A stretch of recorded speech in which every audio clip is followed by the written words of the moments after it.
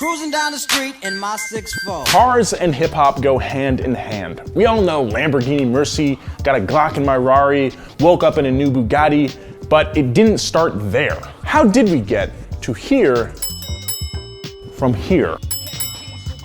This is the almost complete history of cars in rap. There are a million different car references in rap throughout the years, and I'm probably gonna miss something, so if I do, hit me up in the comments. Let's get it. That's not how he says it at all. I don't know. I'm not cool enough for this. Early East Coast rap focused on the struggles of city life, car theft, and brakes. Yes, cars do have brakes, believe it or not. Brakes on the bus, brakes on the car, brakes to make you a superstar. Jeep was one of the first to get a shout out in rap songs. Everyone from LL Cool J to Kool Moe Dee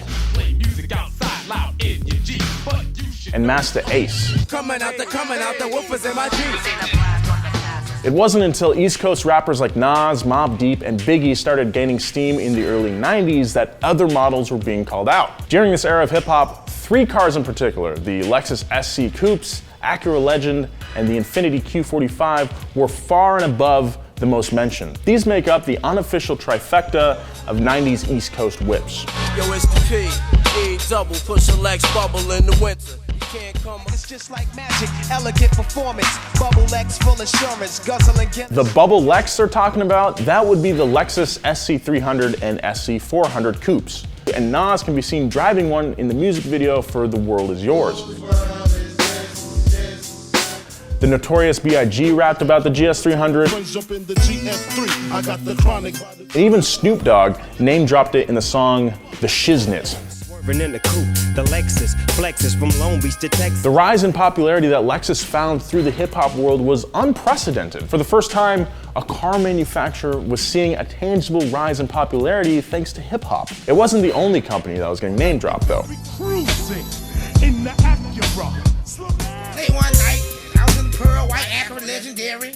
The Acura Legend was a hot commodity for rappers in the 90s as well. Although he's not an East Coast rapper, Ludacris has a 93 Legend that he still drives. The car, which has more than 280,000 miles on it, made the cover of his 2015 album, Ludaversal. The Infiniti Q45 rounds out the last of the holy trinity of early 90s East Coast rap cars. This was the car that could fit your entire entourage and get away from the paparazzi or anyone else trying to jock you.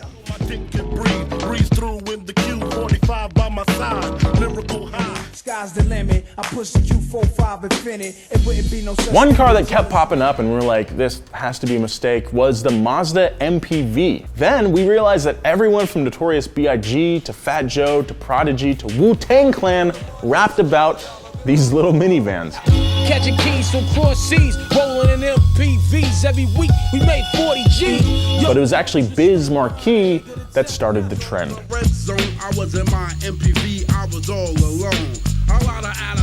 Then DJ Premier bought one and installed some really nice speakers in it, so rappers wanting to check their mix could play the tracks in the MPV, which would give them an idea if their track would bump or not. So really, the MPV, an ugly van, became wildly popular in the rap world because of its sound system that wasn't even stock.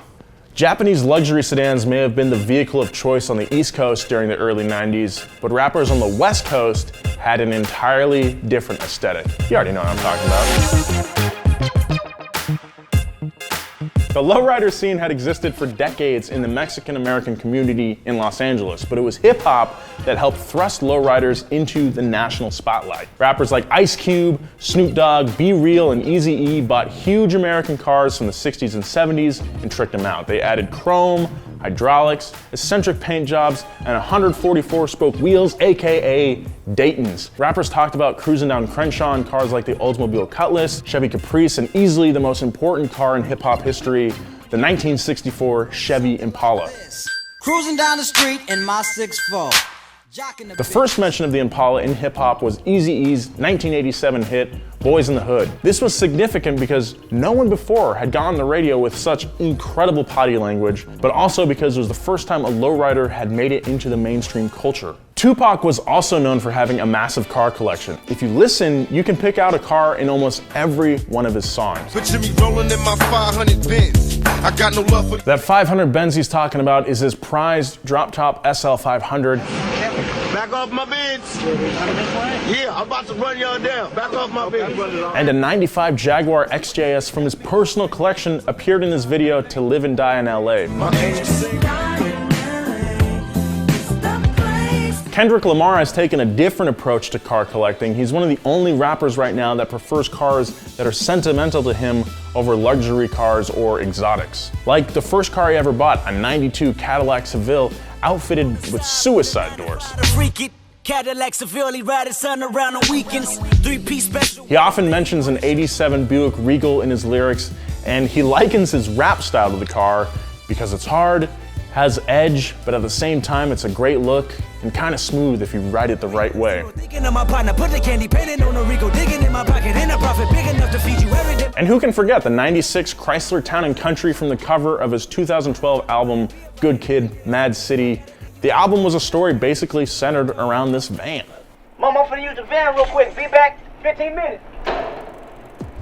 The West Coast has lowrider culture, and Houston has slab culture. Made out of the same gigantic Chevys as lowriders were, slabs were named because they were lowered or dropped to the slab. These cars, usually Cadillacs, were born out of the pimp rides of the 1970s and evolved into a whole lifestyle. Some characteristics of slabs are candy paint, insanely loud speakers, neon signs attached to the trunks, and elbows. This ridiculous rim type is made to look as eccentric as possible and is named for the shape of an elbow hanging out of a window. Houston artists Lil Keek, UGK spit about cars like the 1980 Cadillac Seville, aka the Slantback, and the 1980 to 85 Eldorado, aka L-Dog. 96 L-Dog, caddy coupe, apple paint, fresh out. Some honorable mentions, you've got Slim Thug's murdered out 59 Cadillac Custom, and Chameleonaire owns a 1967 Plymouth Fury. He just went up a few notches in my book. Slabs set the tone for a new generation of custom cars. Donks. The donk culture is associated with the Dirty South movement in hip-hop that started gaining popularity in the late 90s, and the name comes from the Impala logo, lovingly referred to as a donkey. Rappers from cities like Memphis, Atlanta, Miami, and New Orleans started featuring more and more donks in their videos. Alabama rapper Yellow Wolf is obsessed with box Chevys. He's got an entire series of songs on them. But he's not the only one. Rick Ross loves box Chevys as well. I started with a box Chevy. As Young Buck and Doro. Donks often have candy paint, chrome accents, raised suspension, and gigantic wheels. The bigger the wheels, the better. The early 2000s saw the introduction of spinner rims to the mainstream. Right now it's just stop and let them keep spinning, baby. I'm riding spinners, they don't stop. When it comes to paint jobs, people like to get creative. Oftentimes you'll see a donk completely covered in brand names. It's not always Gucci or Louis Vuitton like you would think. No, sometimes it's brands like Newport cigarettes, McDonald's, Yoo-Hoo, Skittles, Coke Zero, Campbell's SpaghettiOs, and Facebook. As rap became more mainstream and profitable in the latter part of the 90s, cars you saw in music videos started getting more expensive and luxurious. New Orleans rappers from labels Cash Money and No Limit started to outdo each other with every new video. The big timers did donuts in a four-wheel drive Lamborghini Diablo. Then Master P showed up with a stretch Hummer, an entire car hauler full of Bentleys and Rolls Royces. Then Birdman retaliated with a parade of cars and also Steve Harvey. Then No Limit came back with a gold tank. If you look at the data, it's clear how much has changed over the years. According to some research on behalf of Medium.com, Lexus and Mercedes started off really strong in the early 90s, but at some point, Lexus kind of fell off. Mercedes kept going though. In fact, Mercedes-Benz is the #1 mentioned car in all of hip-hop history. The next two are Cadillac and Chevy. I'd like to think it's because those are the easiest to rhyme with, which is why you don't hear a lot of songs with the Giotto Caspita in it. Over the last decade or so, mentions of higher-end cars like Lamborghinis, Porsches, Bugattis, and Maybach saw a steep increase. Maybach has Rick Ross to thank for that. His entire label is called Maybach Music. As far as rappers with the most mentions of cars go, Cash Money rappers, the big timers, have the highest percentage of songs that mention cars in the lyrics at almost 85% of their entire catalog. But that's only 62 songs. If we're going off of sheer number of songs in which a single artist has mentioned a car in the lyrics, that spot goes to Gucci Mane with 51% of his entire catalog, or 302 songs that mention cars somewhere in the lyrics. Even though hip-hop's tastes today are spread out among super high-end supercars and Maybachs and all that stuff, it's important not to forget where it came from, the MPV. Thanks for watching WheelHouse. If you like this video, please hit that like button. It really helps us out, and maybe consider subscribing too.